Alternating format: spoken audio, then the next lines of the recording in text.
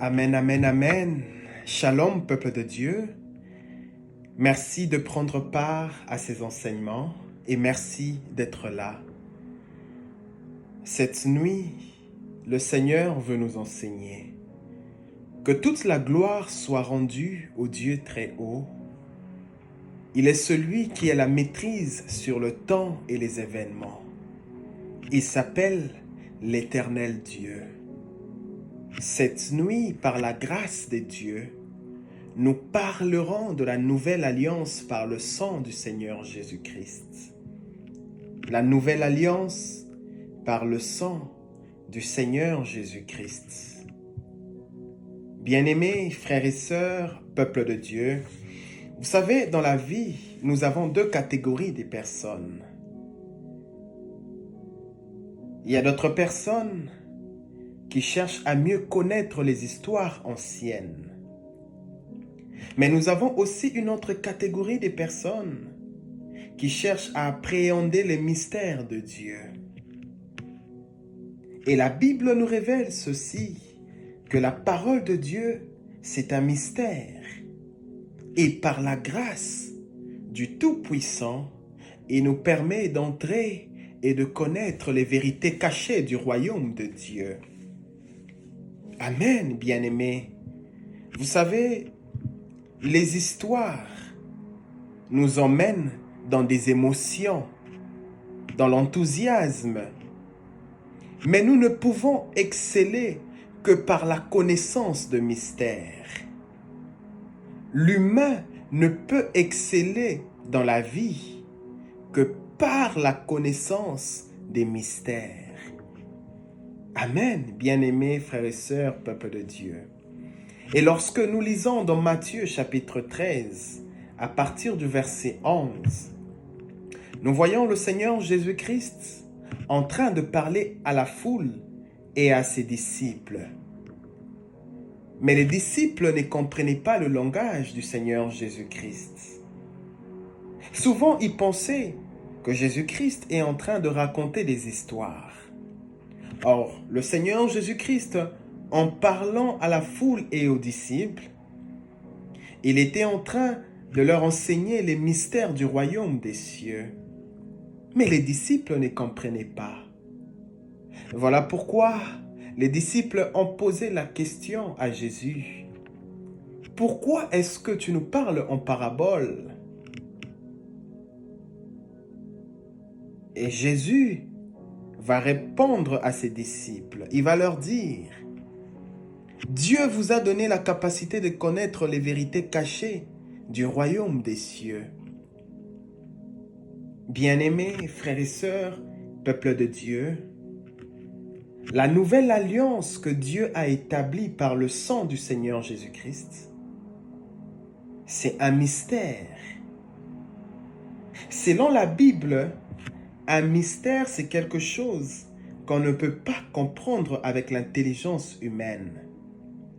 Mais un mystère, elle se comprend que par la foi. Et la foi, c'est un domaine de l'esprit. Car la foi nous pousse à croire à ce qu'on n'a jamais vu. La Bible dit ceci, ce sont des choses que l'œil n'a point vues, des choses que l'oreille n'a point entendues, et qui ne sont ni montées dans le cœur de l'homme, mais des choses que Dieu a préparées pour ceux qui ont de l'amour pour lui. Voilà pourquoi, dans le livre de Daniel, Daniel chapitre 2, à partir du verset 28, Daniel dit ceci, « Je connais qu'il y a un Dieu dans le ciel qui révèle les mystères cachés. Je connais un Dieu dans le ciel qui peut donner l'explication à des choses que l'homme ne comprend pas. » Romains chapitre 1er à partir du verset 16. Il est écrit ceci. C'est l'apôtre Paul qui parle. L'apôtre Paul dit, « Je n'ai point honte de l'évangile que j'annonce, Je n'ai pas honte d'annoncer la bonne nouvelle du Christ. Et je suis sans crainte, car l'évangile du Seigneur Jésus-Christ, c'est une force, c'est une puissance dont Dieu se sert pour sauver tous ceux qui croient en lui, que ce soit les Juifs ou les non-Juifs. La bonne nouvelle du Seigneur Jésus-Christ, c'est une puissance dont Dieu se sert pour sauver tous ceux qui font appel à lui. Amen, bien-aimés, frères et sœurs, peuple de Dieu. Accepter la folie de l'évangile du Christ, c'est ce qui nous rendra grands dans le royaume de Dieu. Et la nouvelle alliance par le sang de Jésus-Christ est la plus grande des victoires. Face aux afflictions, face aux oppressions de la vie, face aux attaques sataniques, le traitement le plus efficace, c'est le sang de Jésus-Christ. Et le sang de Jésus-Christ est le signe de l'alliance que nous avons avec Dieu. Ce qui fait la force d'un chrétien sur terre,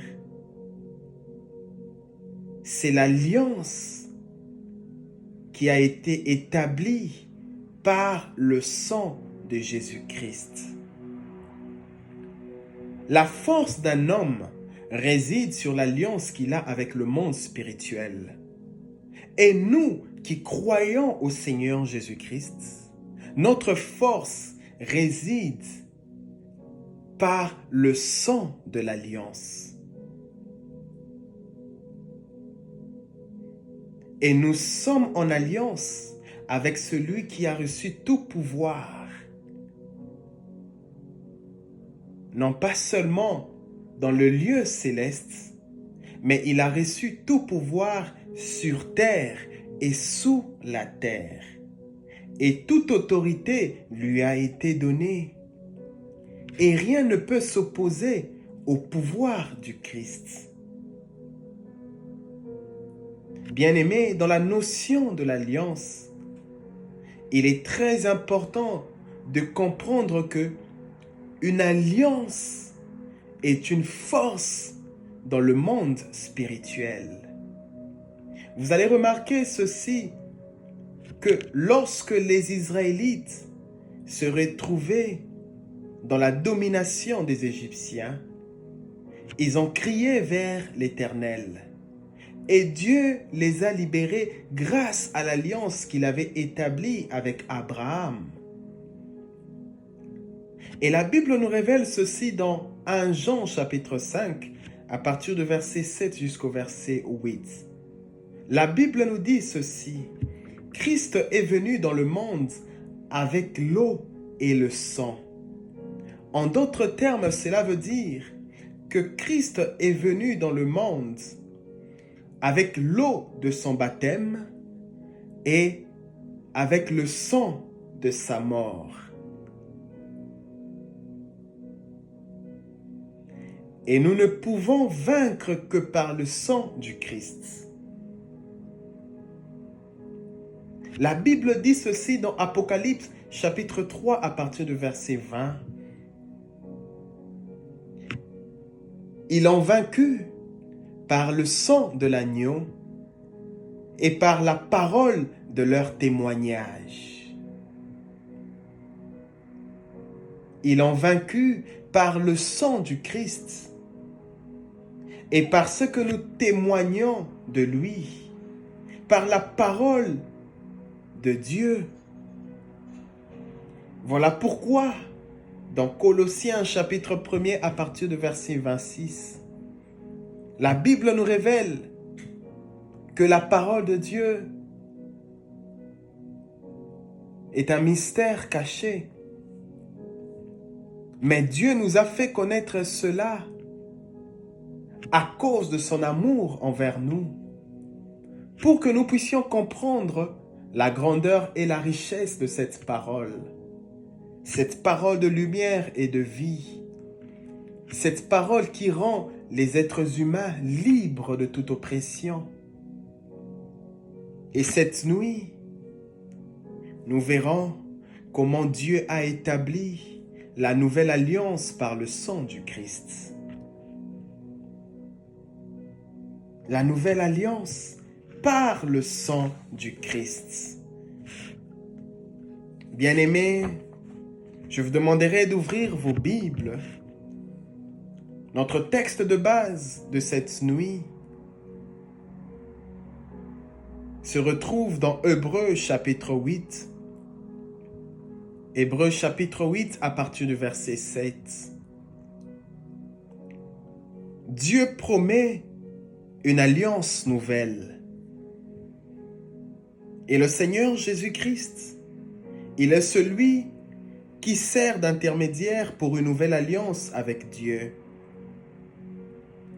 Et cette alliance nouvelle, elle est bâtie sur des meilleures paroles de promesse.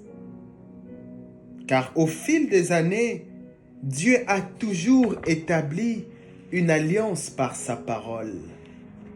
Amen, bien-aimés. Nous savons tous que Moïse a été le reflet de Dieu pour la première alliance.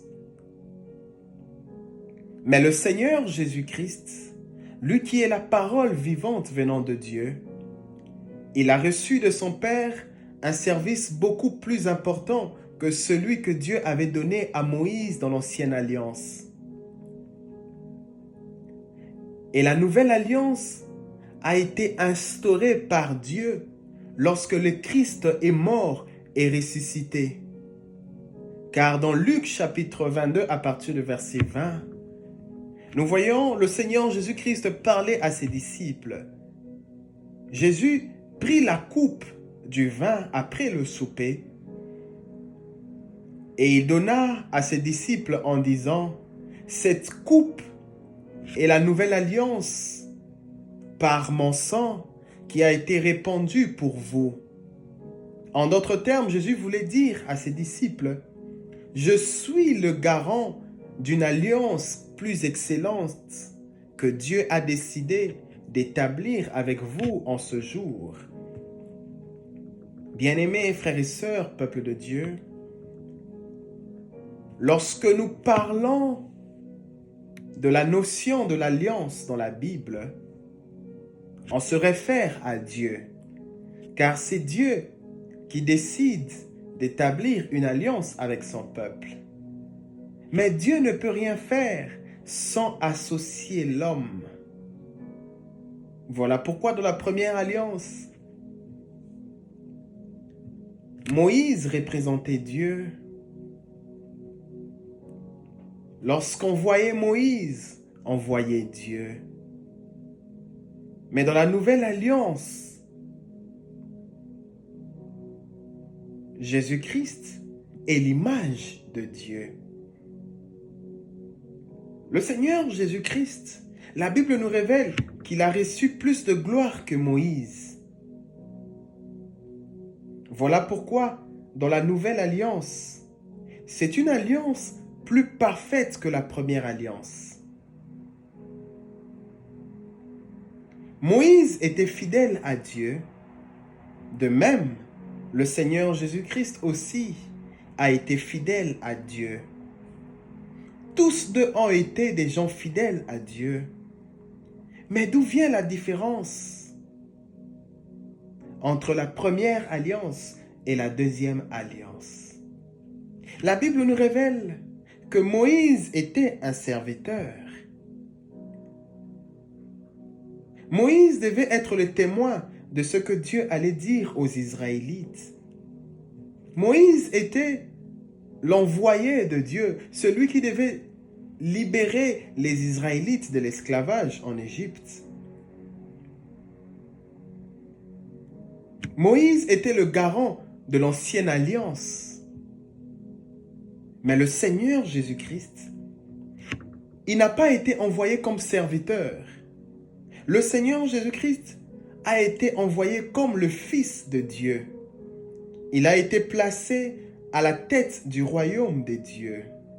En d'autres termes, frères et sœurs, peuple de Dieu, Moïse devant le Seigneur Jésus-Christ, il est considéré comme un serviteur au service du Christ.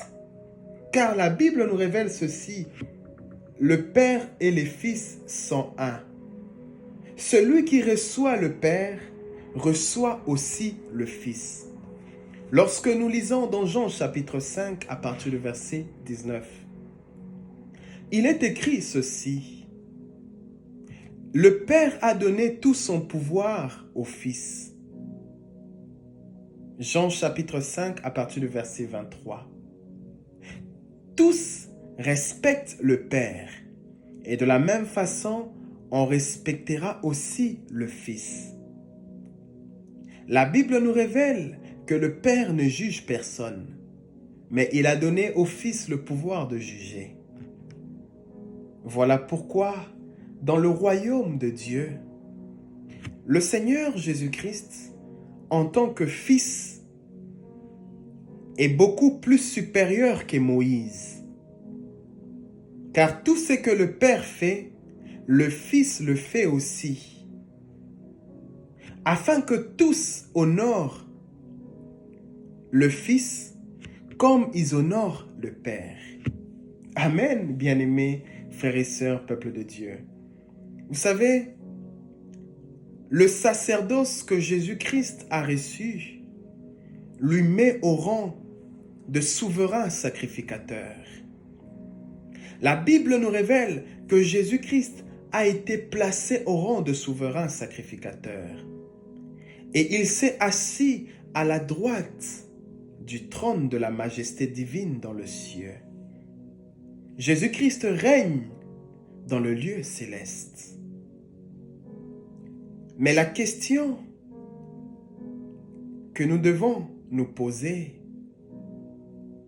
pourquoi Dieu va décider d'établir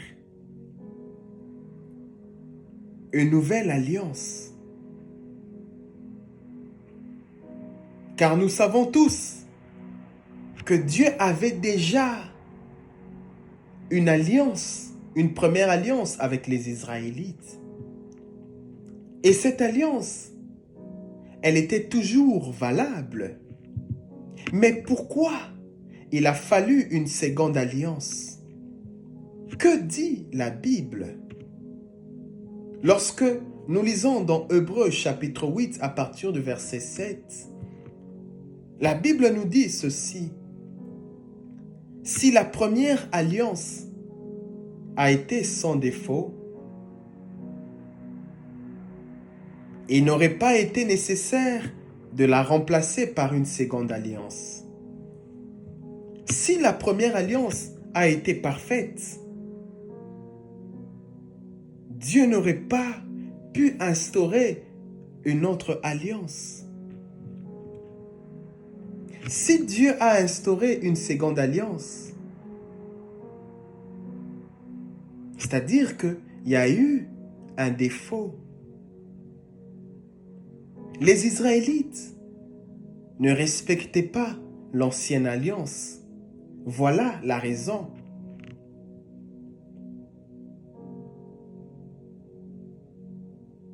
Vous allez remarquer ceci: Dieu va blâmer son peuple. Dieu va reprocher les Israélites. Bien-aimés frères et sœurs, peuple de Dieu, on ne reproche qu'à celui qui a commis une faute. Les Israélites ne respectaient pas l'alliance avec Dieu parce qu'ils avaient endurci leur cœur. Leur intelligence était fermée à la connaissance des lois et des règles de Dieu. Les commandements de Dieu n'étaient pas implantés dans leur cœur. Leur esprit était infidèle à Dieu.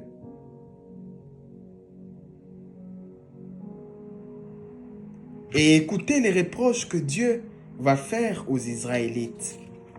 La Bible nous révèle que c'est avec l'expression d'un blâme que le Seigneur va parler à son peuple. Dieu va dire aux Israélites, les jours viennent où je vais établir une alliance nouvelle. Amen, amen. Dieu dit aux Israélites, le jour vienne où je vais établir une alliance nouvelle. En disant cela, Dieu lui-même s'était décidé de traiter une nouvelle alliance. Le Seigneur parle à son peuple. Le jour arrive où j'établirai une seconde alliance. Non seulement avec le peuple d'Israël, mais aussi avec le royaume de Juda. Et Dieu précise que cette nouvelle alliance ne sera pas comme la première alliance. Dieu dit, la seconde alliance,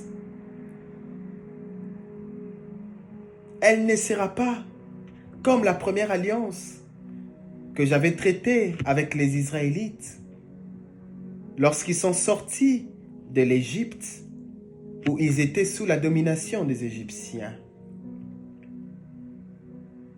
Bien-aimés frères et sœurs, peuple de Dieu, vous savez pourquoi Dieu n'a pas voulu que la nouvelle alliance soit semblable à l'ancienne alliance? C'est parce que les Israélites n'ont pas été fidèles à Dieu. Ils n'ont pas persévéré dans la première alliance. Voilà pourquoi, à un certain temps, Dieu avait décidé de les abandonner. Dans la première alliance, les Israélites ont préféré violer l'alliance. La Bible nous révèle, quoique Dieu fût leur maître, mais ils ont décidé de briser l'alliance avec Dieu. Mais dans Hébreux chapitre 8, à partir du verset 10, Dieu dit aux Israélites, « Voici l'alliance que je vais établir avec le peuple d'Israël en ce jour. Je leur donnerai de l'intelligence pour connaître mes lois. J'écrirai mes lois dans leur cœur. Je mettrai mes commandements dans leur esprit. Je serai leur Dieu et ils seront mon peuple. Personne n'aura plus besoin de dire « Connais le Seigneur », car tous me connaîtront, du plus petit jusqu'au plus grand. Et je pardonnerai leurs fautes et je ne me souviendrai plus de leurs péchés. Et n'oublions pas que lorsque Dieu établit cette nouvelle alliance, la Bible nous révèle qu'il rend ancienne la première alliance. Et ce qui est ancien est en cours de disparition. Amen, frères et sœurs, peuple de Dieu. L'imperfection de l'ancienne alliance était due à la désobéissance des Israélites. Parce qu'ils n'ont pas voulu marcher selon les lois de Dieu. Et dans Psaume, chapitre 78, à partir du verset 10 jusqu'au verset 11, la Bible nous dit ceci, les Israélites n'ont pas gardé l'alliance avec Dieu. Ils ont refusé de suivre sa loi. Ils ont oublié les exploits de Dieu et les choses magnifiques que Dieu les avait montrées. Ils ont abandonné l'alliance qu'ils avaient avec Dieu. Leur esprit est devenu infidèle à Dieu. Voilà pourquoi Dieu va décider d'établir une seconde alliance. Et dans la seconde alliance, Dieu promet des meilleures promesses. Dieu leur dit, « Je vous donnerai de l'intelligence pour connaître mes lois. Amen, amen. Peuple de Dieu, nous devons savoir ceci. Dans le principe de l'alliance, il faut obligatoirement qu'il y ait un sacrifice offert à Dieu. Parce que sans sacrifice, il n'y a pas d'alliance. Sans sacrifice, il n'y a pas d'alliance. Oui, le fondement d'une alliance avec Dieu tire sa source dans la parole de Dieu. Dieu donne des commandements, des lois et des règles. Mais il faut qu'il y ait un sacrifice. Vous allez remarquer ceci dans l'ancienne alliance. Pour que Dieu approuve cette alliance, Moïse, Dieu va lui donner le 10 commandements. Mais il y a quelque chose que Moïse va faire. Moïse va prendre le sang d'animal et il va verser sur les tablettes où étaient écrites les paroles de Dieu. Moïse va verser le sang sur le 10 commandements. Dans Exode, chapitre 24, à partir du verset 8. Exode, chapitre 24, à partir du verset 8. Je vous demanderai de prendre vos Bibles. Nous allons lire Exode, chapitre 24, à partir du verset 8. La Bible nous révèle que Moïse a versé le sang d'animal sur le commandement que Dieu lui avait donné. La Bible nous dit que Moïse prend le sang d'animaux et il dit aux Israélites, « Voici le sang de l'alliance que le Seigneur a faite avec vous en accord avec le commandement qu'il nous a donné. » Le sang est le signe de l'alliance. Et le sang est toujours accompagné d'un sacrifice.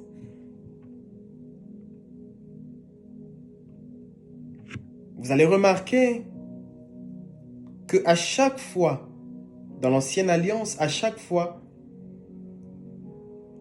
les Israélites offraient des sacrifices à Dieu. C'était pour garder l'alliance active. L'alliance devait être toujours approuvée par Dieu. Sans sacrifice,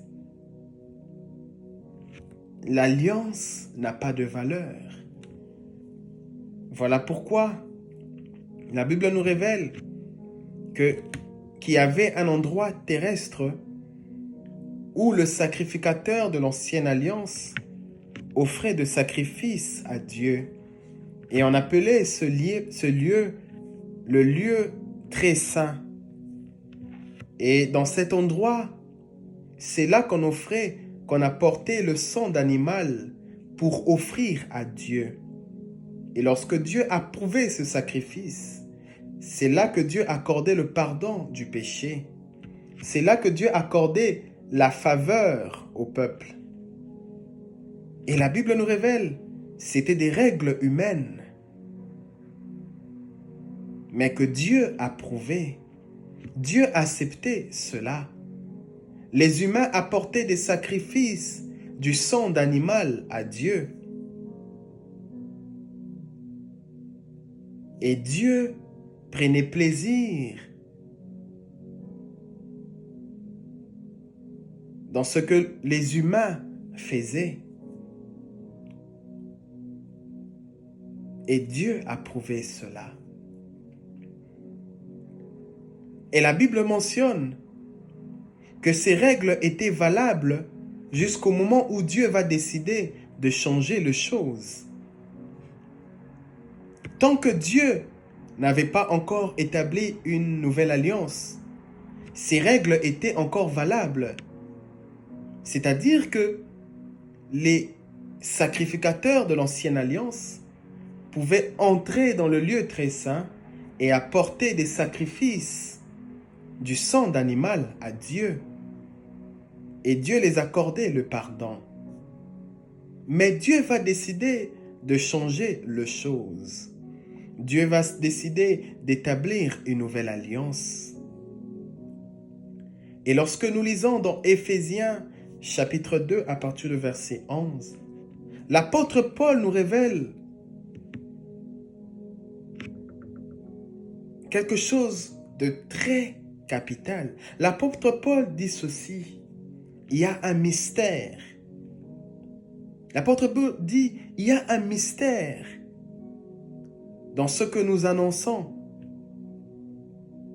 Le mystère, c'est quelque chose qui est caché, qui doit être découvert.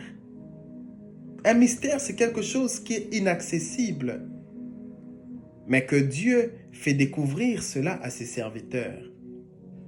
Et l'apôtre Paul dit ceci dans Éphésiens chapitre 2, à partir du verset 11.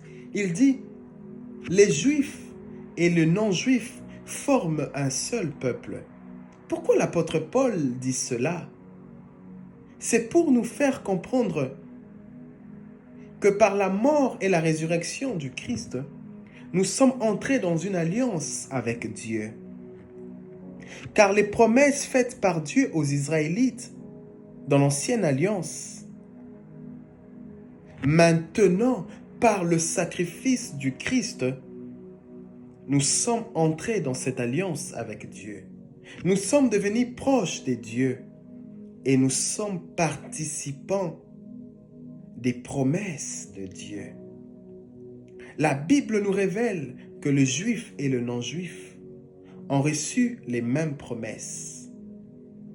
Par le sacrifice du Christ, nous sommes devenus le peuple de Dieu et nous sommes appelés Israël, car le Seigneur Jésus-Christ a offert sa vie comme un sacrifice agréable devant Dieu. Amen, amen. Bien-aimés frères et sœurs, peuple de Dieu, nous devons comprendre ceci. La Bible nous révèle que le Seigneur Jésus-Christ est venu dans le monde comme un souverain sacrificateur. Or, dans l'ancienne alliance, la Bible nous parle qu'il y avait aussi de souverains sacrificateurs. Mais quelle était la différence entre le sacerdoce en tant que souverain sacrificateur de la nouvelle alliance et les souverains sacrificateurs de l'ancienne alliance?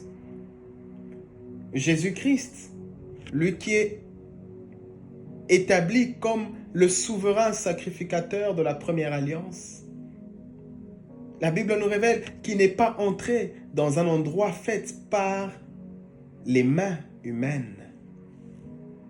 Jésus n'a pas présenté son sacrifice dans le lieu très saint. Jésus n'a pas offert le sang d'animal comme le faisaient les souverains sacrificateurs de l'ancienne alliance.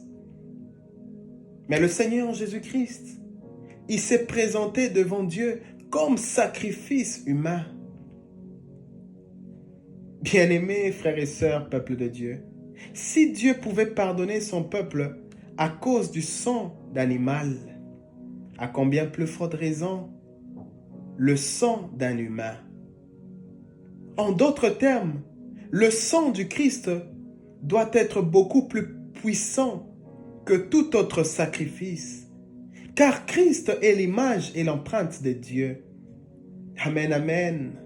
Dans Hébreux chapitre 10 à partir du verset 5, malgré que Dieu, dans l'ancienne alliance, approuvait le sacrifice venant du sang d'animal, mais Dieu n'était pas totalement satisfait de cela. Dieu pardonnait son peuple partiellement. Il n'y avait pas le pardon total du péché. Dieu voulait que les choses puissent changer. Et Dieu va dire au Seigneur Jésus-Christ, pour que je puisse établir une nouvelle alliance, je ne veux ni sacrifice d'animal, mais je veux ton sang. Je veux le sang humain. Et dans Hébreux chapitre 10, à partir du verset 10, Jésus-Christ a fait ce que Dieu voulait. Le Seigneur Jésus-Christ a offert son corps une fois pour toutes en sacrifice et nous sommes alors libérés du péché. Christ a offert son corps une fois pour toutes afin que nous soyons totalement libérés. Et dans la nouvelle alliance, l'Esprit de Dieu est venu habiter parmi les humains. L'Esprit de Dieu n'habitait pas parmi les humains dans l'ancienne alliance. Mais dans la nouvelle alliance, par le Christ, l'Esprit de Dieu est venu résider au milieu des humains. Voilà pourquoi le Seigneur Jésus-Christ a dit à ses disciples, « Il est avantageux pour vous que je m'en aille. Il est avantageux que je m'en aille. » En d'autres termes, Jésus voulait faire comprendre à ses disciples que si je ne pars pas, celui qui doit vous aider ne viendra pas. Mais si je pars, l'Esprit de Dieu viendra et il va demeurer avec vous. Et dans la nouvelle alliance, Dieu dit, « Je mettrai mes lois dans leur cœur et je les écrirai dans leur intelligence, dans leur esprit. » Dieu avait décidé de mettre ses lois dans l'esprit de son peuple. Et par la nouvelle alliance, le Seigneur Jésus-Christ a ouvert un chemin nouveau. Et par le sang du Seigneur Jésus-Christ, il y a un chemin, il y a une libre entrée dans le sanctuaire de Dieu. Et lorsque nous nous approchons de Dieu, nous devons avoir confiance, car le Seigneur Jésus-Christ est établi dans le lieu céleste comme un souverain sacrificateur.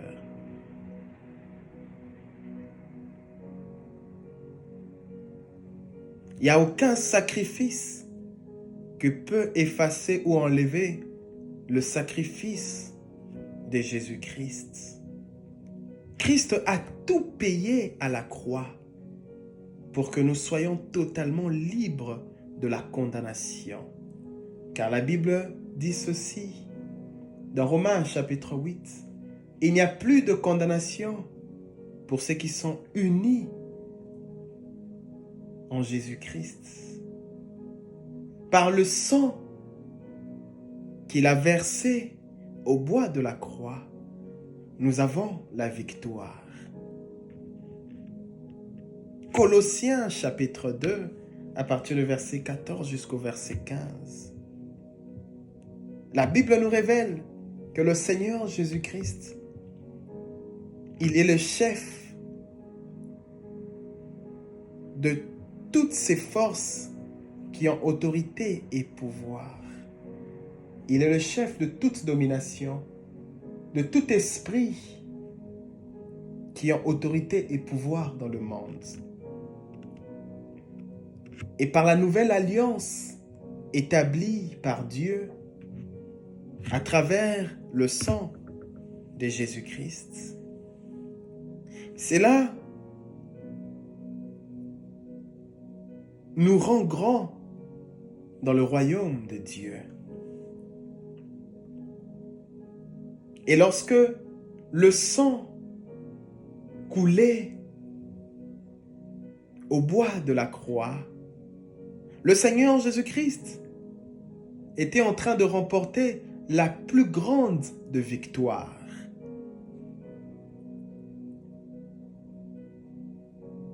Il a effacé le document qui nous condamnait. Il y avait des ordonnances qui étaient contre nous à cause des règles établies dans l'ancienne alliance. Mais à cause du sacrifice du Christ, Dieu a dépouillé et désarmé les dominations. Il les a enlevées la puissance. Il les a livrés publiquement en spectacle. Il les a traînés comme des prisonniers devant tout le monde. Et il a élevé le Christ. Christ a triomphé à la croix. Il a reçu tout pouvoir dans le ciel, sur la terre et sous la terre. Voilà pourquoi Dieu l'a souverainement élevé et il lui a donné le nom qui est au-dessus de tout le nom. La nouvelle alliance nous rend totalement libres. Dans Zacharie chapitre 9, à partir du verset 11 jusqu'au verset 12, la Bible dit ceci: « À cause de l'alliance que j'ai faite avec vous, confirmée par le sang versé, je vais libérer ceux qui sont prisonniers. Je veux libérer ceux qui sont prisonniers. » En d'autres termes, à cause du sang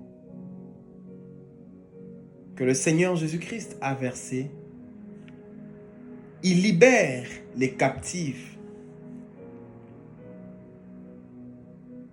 Et il dit, ceux qui sont prisonniers au fond d'une citerne sans eau, je leur rendrai libres. Et aujourd'hui même, je vous l'annonce, je vous donnerai le double de ce que vous avez. Par le sang du Seigneur Jésus-Christ, tu recevras le double de ce que tu as perdu. Tu n'appartiens plus au monde, mais par le sang du Seigneur Jésus-Christ, tu lui appartiens. Celui qui est né de l'Esprit n'appartient pas à la famille humaine, mais il appartient à l'Esprit de Dieu. Car Dieu est Esprit. Il faut que ceux qui cherchent Dieu le cherchent en esprit et en vérité. Dieu n'a pas cessé de se révéler à son peuple, mais c'est son peuple qui ne cherche plus l'Esprit de Dieu. Et ces choses que nous enseignons, c'est l'Esprit de Dieu qui nous révèle cela. La nouvelle alliance par le sang du Seigneur Jésus-Christ, c'est une alliance puissante.